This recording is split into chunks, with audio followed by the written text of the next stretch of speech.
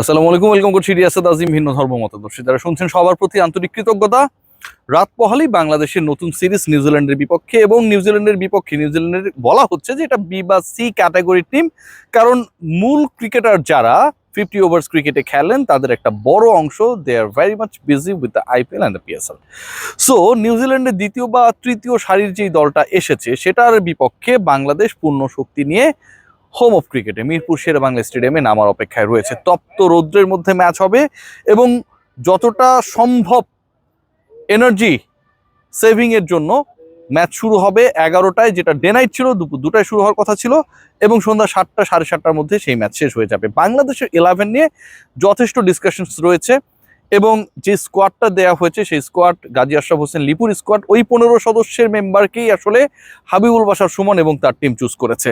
এখন লাস্ট যে সিরিজটা হয়েছে বাংলাদেশ যেটা খেলেছিল পাকিস্তানের এগেনস্টে, সেই সিরিজে বাংলাদেশের প্রত্যেকটা ম্যাচে 11-এ কোনো পরিবর্তন ছিল না, মানে যেই সেরা 11 জন খেলেছিলেন প্রথম ওয়ানডেতে, দ্বিতীয় তৃতীয় ওয়ানডেতেও তারাই ছিলেন। যেই সিরিজ নিউজিল্যান্ডের বিপক্ষে বাংলাদেশ শুরু করতে যাচ্ছে সেখানটায় বাংলাদেশ 11-এ আগের সিরিজের পুনরাবৃত্তি হবে, একই 11 নিয়ে বাংলাদেশ নামবে, কারণ পাকিস্তানের বিপক্ষে তো বাংলাদেশ সিরিজ জিতেছিল, নাকি এখানটায় পরিবর্তনের জোর সম্ভাবনা রয়েছে। দেখুন, দুটা পার্টিকুলার জায়গায় চেঞ্জেস নিয়ে আলোচনা করা যেতেই পারে।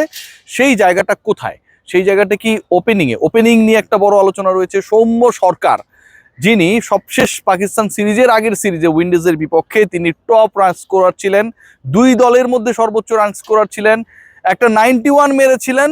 এর পরবর্তী সময়ে যখন বাংলাদেশ পাকিস্তানের মুখোমুখি হলো, সৌম্য সরকার দুই দলের সবশেষ সিরিজের হাইয়েস্ট রান গেটারকে বসিয়ে রাখা হয়েছে বেঞ্চে, 3 ম্যাচের একটাতেও তাকে সুযোগ দেওয়া হয়নি।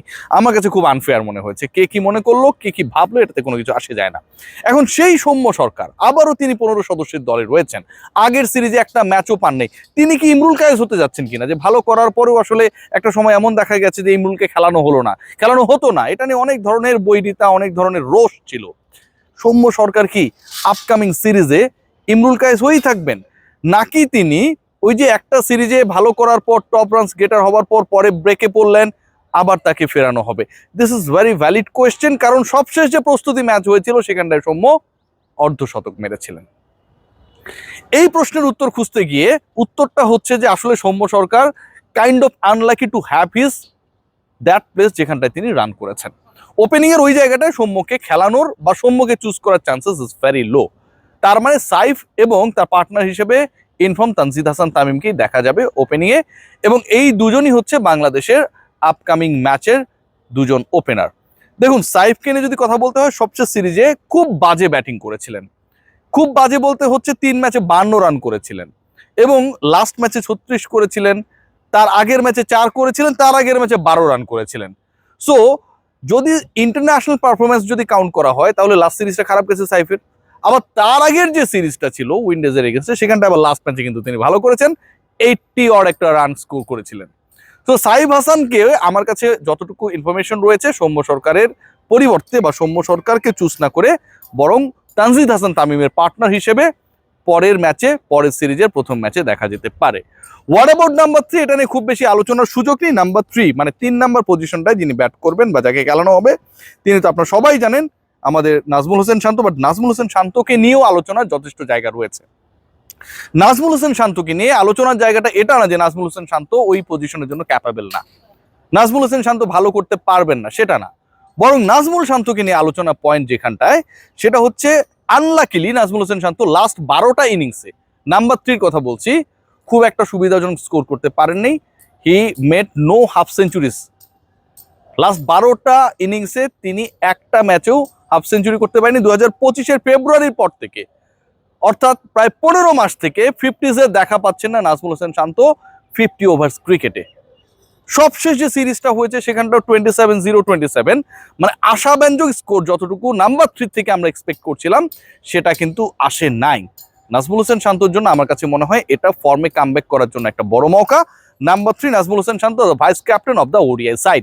নাম্বার 4 লিটন কুমার দাস, সবচেয়ে সিরিজে অসাধারণ খেলেছেন, এবং লিটন কুমার দাসের দুটো 40s রয়েছে, ডিফারেন্ট পজিশনে তাকে খেলানো হয়েছে, কিছুটা শেখি ছিলেন, বাট ওখানটায় মানিয়ে নিয়ে রানস করা, ইনিংস বিল্ড আপ করা, দলকে জয়ের পথে এগিয়ে নেয়, যেহেতু বাংলাদেশ সিরিজটা জিতেছিল।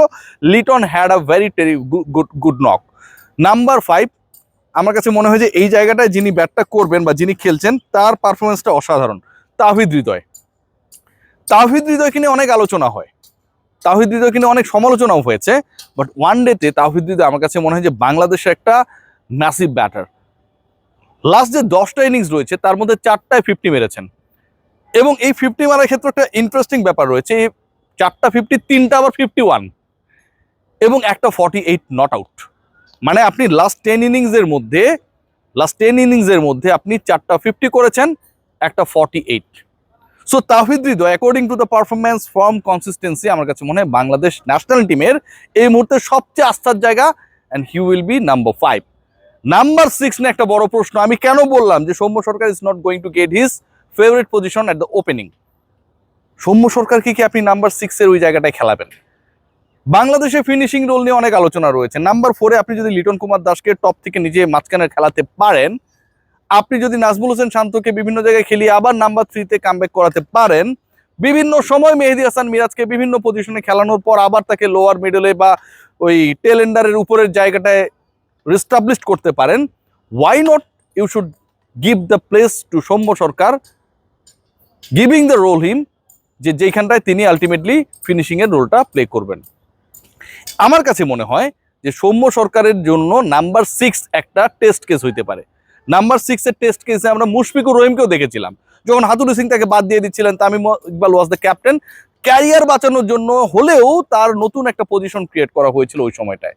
সো সৌম্য সরকার যেহেতু তিনি ফর্মে ছিলেন, লাস্ট প্রস্তুতি ম্যাচে ভালো করেছেন, এবং নাম্বার 6-এ যিনি রেগুলার ব্যাটার বাংলাদেশ দল যাকে ট্রাই করছে, আফিফ হোসেন ধ্রুব নট দ্যাট কনফিডেন্ট, সেই কনফিডেন্সটা আমরা তার কাছ থেকে পাচ্ছি না। এবং ফিনিশিং রোলে আপনি এমন একজনকে নিশ্চয়ই চাইবেন যিনি বিগ হিট মারতে পারেন, রান করেছেন প্রস্তুতি ম্যাচে, ইন্টারন্যাশনাল ক্রিকেটে প্রুভেন পারফর্মার, ক্যাম্পেইনার। সো আমার কাছে মনে হয় নাম্বার 6-এ একটা খেলার জায়গা রয়েছে, but I am pretty sure যে মেহেদী হাসান মিরাজ এবং ফিল সিমন্স এই দুজন তারা কনজারভেটিভ ওয়েতেই যাবে, এবং সৌম্য সরকারকে টেস্ট কেস হিসেবে নাম্বার 6-এ তো খেলাবেই না, বরং সৌম্য সরকারের পজিশন কোথাও পাওয়া হবে না, সৌম্য সরকার পরের ম্যাচও খেলবেন না বলেই আমার বোধ হয় নাম্বার 6-এ আফিফ হোসেন ধ্রুব। 7, 8, 9, 10, 11 এই যে 5টা পজিশন রয়েছে, এই 5 পজিশনে 3জন পেসার খেলবেন, 3জন স্পিনার খেলবেন, 2জন স্পিনার খেলবেন।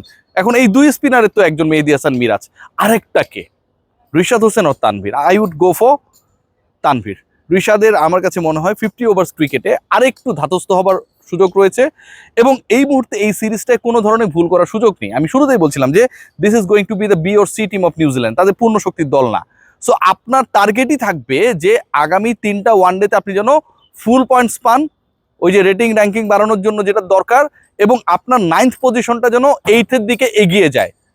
হোমে খেলা হচ্ছে, সকল অ্যাডভান্টেজেস আপনার।